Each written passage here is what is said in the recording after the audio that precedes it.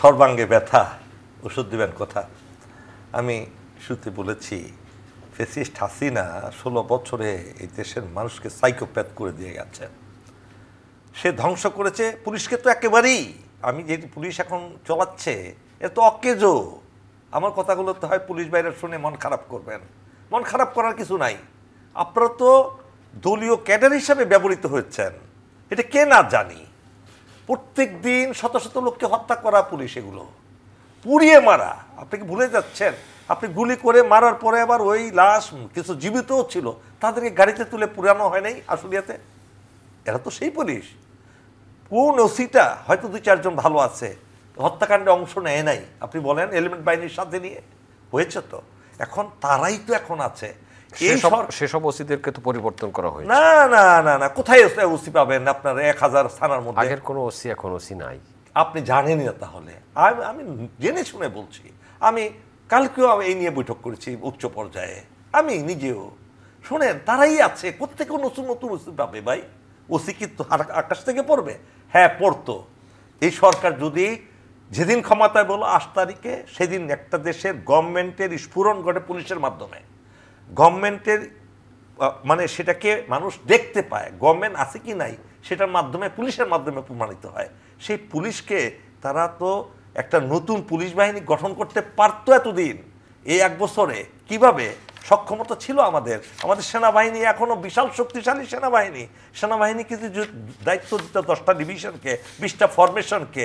প্রত্যেক মাসে তারা 10,000, 15,000, 20,000 করে পুলিশ রিক্রুট করে তাদেরকে সুপ্রশিক্ষিত করে মাঠে ছেড়ে দিতে পারতো।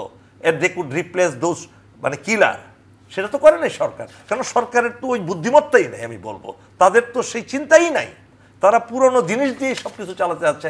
আপনি বলেন আজকে সচিব সাহেবকে করলো, এই সচিব কয়জন সচিব আছে যারা নতুন করে আকাশ থেকে পড়েছে? আজকে বলেন এই সব কিছু মিলিয়ে আজকে যে ঘটনাটা, সেখানে আসুন আগে এখানে শিক্ষণীয় কি দেখেন। আমরা তো আল্লাহকে ভুলে যাই, আমরা মুসলমান। এখানে অনুষ্ঠান দেখছেন যারা, তারাও ম্যাক্সিমাম মুসলমান। আমরা কথা বলছি, তারাও মুসলমান। আমরা ভুলে যাই, প্রত্যেকটা কাজে কাজে আমরা ভুলে যাই যে রাব্বুল আলামিন আমাদের জন্য পরীক্ষা স্বরূপ অনেক কিছু শিক্ষণীয় রেখে দেন। এই যে ঘটনাটা ঘটালেন আল্লাহ, এই মাইলস্টোনের কলেজের উপরে, স্কুলের উপরে, এটা কি নিশ্চয়ই আল্লাহর নির্দেশ ছাড়া তো হয় নাই। আমরা যদি সত্যিকার অর্থেই মানি, কেন দিলেন এই পরিস্থিতিতে? আমরা 1 শোক কাটাতে না কাটাতে আমাদের বাচ্চাদের উপর দিয়ে কেন শোকটা দিলেন?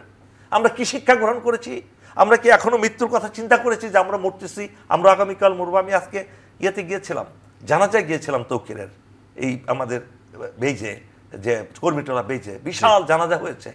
অনেক আমাদের স্বরাষ্ট্র উপদেষ্টা গিয়েছেন, আর অনেকে গিয়েছেন। সেখান থেকে কই আমি তো মানুষের ভিতরে এই শোক দিবস সেটা মনেই করি না আছে। হাসতেছে, খেলতেছে, শুধু কথার কথাকে ফুলঝুরি ঢুকাচ্ছে। আমরা শুধুমাত্র শোক পালন করছে ওই মায়েরা, শোক পালন করছে বাবারা, শোক পালন করছে ওই পরিবাররা।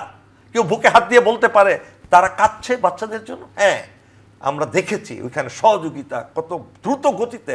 মেহরিন শিক্ষিকা, সেখানে আমাদের প্রয়াত শহীদ রাষ্ট্রপতি জেনারেল জিয়াউর রহমানের ভাতিজি শিক্ষক ছিলেন, শিক্ষিকা ছিলেন। ওইখানে নিজের গায়ে কাপড়ে আগুন লেগেছে, ওই অবস্থায় 20 জন শিশুকে তিনি ওখান থেকে বের করেছেন, নিজে তারপরে ইন্তেকাল করেছেন, শহীদ হয়েছেন।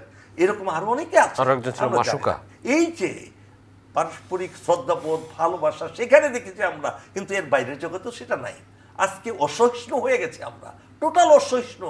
আমরা এখনই কিছু পেতে চাই, কিন্তু এখনো কিছু দেওয়ার মতো তো এই সরকারের সেই সামর্থ্য নাই।